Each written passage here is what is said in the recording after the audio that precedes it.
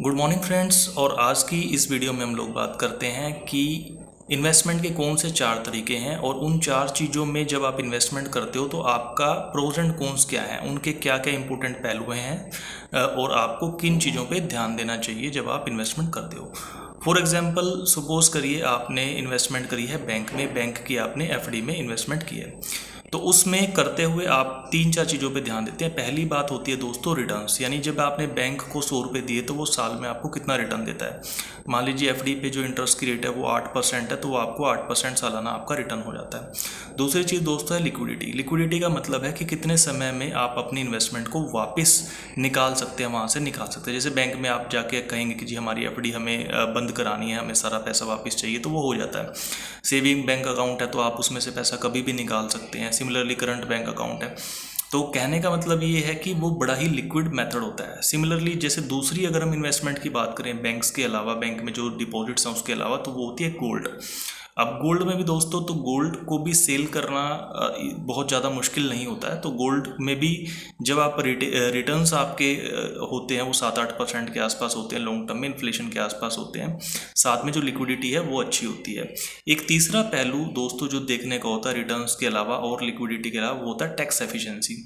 जैसे बैंक में जो एफडी है वो आपकी जो टैक्स स्लैब है उसमें मार्जिनल रेट पे आपकी टैक्सेबल होती है, तो काफ़ी अच्छा खासा टैक्स लगता है। अगर आप पहले से ही 15-20 लाख रुपए सालाना कमा रहे हो तो आपका 30% की रेंज में आपका टैक्स आ जाता है। सिमिलरली गोल्ड है, गोल्ड में भी जो गेन्स होते हैं, कैपिटल गेन्स होते हैं, वो आपके मार्जिनल टैक्स उस पर लगता होता है, मार्जिनल रेट पे। यानी कि अगर आप 20-25-30 लाख रुपए सालाना से ज़्यादा कमा रहे हैं तो आपका 30% टैक्स लग जाता है, सरचार्ज अलग से है। तो टैक्सेशन के हिसाब से बैंक एफडीज एंड गोल्ड वगैरह ये बहुत अच्छी चीज़ें नहीं है, लिक्विडिटी के हिसाब से अच्छी हैं और रिटर्न्स के हिसाब से भी अच्छी नहीं है, क्योंकि हार्डली इन्फ्लेशन को बीट कर रही हैं, शायद वो भी नहीं कर रही हैं। इन्फ्लेशन यानी महंगाई वो भी 7-8% होती है। एक और हमारी इन्वेस्टमेंट क्लास है रियल इस्टेट प्रॉपर्टी। दोस्तों वहाँ पे जो लॉन्ग टर्म रिटर्न्स है वो कई बार 8 या 10%, 12% मिल भी जाते हैं, डिपेंडिंग अपॉन कि अगर उस एरिया में ग्रोथ होती है, वहाँ पे नए बिजनेसेस आते हैं, किसी भी तरह की ग्रोथ हो, चाहे रेजिडेंशियल हो चाहे कमर्शियल हो, तो वहाँ पे रिटर्न्स मिल जाते हैं। लेकिन वहाँ पे दोस्तों लिक्विडिटी नहीं होती और टैक्स एफिशिएंसी भी नहीं होती। लिक्विडिटी मतलब प्रॉपर्टी को एकदम से बेचना कुछ ही दिनों के अंतराल पे पॉसिबल नहीं है, कई बार महीने लग जाएंगे, 2-3 महीने लग जाएंगे। टैक्सेशन भी बहुत ज़्यादा अच्छा नहीं है।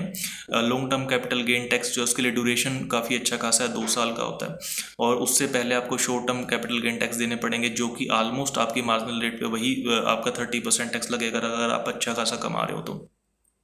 चौथी चीज़ आपकी इक्विटी यानी शेयर मार्केट, वहाँ पे लिक्विडिटी भी होती है, वहाँ पे रिटर्न्स भी 12 से 15% सालाना मिल जाते हैं, वहाँ पे टैक्स एफिशिएंसी भी अच्छी होती है। 1 साल से ज़्यादा के जो गेन्स होते हैं वो आपके लॉन्ग टर्म में आते हैं, जहाँ पे 10% का आपका टैक्स लग रहा होता है। उसमें भी 1 लाख रुपये पर ईयर का जो टैक्स है वो टैक्स फ्री होता है, जो प्रॉफिट होता है वो टैक्स फ्री होता है। तो इस तरीके से हमने चारों तरह की इन्वेस्टमेंट की बात करी, मतलब बैंक डिपॉजिट्स की बात होगी हमारी, गोल्ड की बात होगी हमारी, प्रॉपर्टी के को लेके हमने बात कर ली, और लास्ट में हमने शेयर मार्केट को लेके बात कर ली। हमने ये भी कर ली कि उसको इन सब में इन्वेस्ट करते हुए आपको पता होना चाहिए कि भाई मेरा लिक्विडिटी स्टेटस क्या रहेगा, मेरा रिटर्न्स का स्टेटस क्या रहेगा और मेरा टैक्स एफिशिएंसी का स्टेटस क्या रहेगा। Thank you.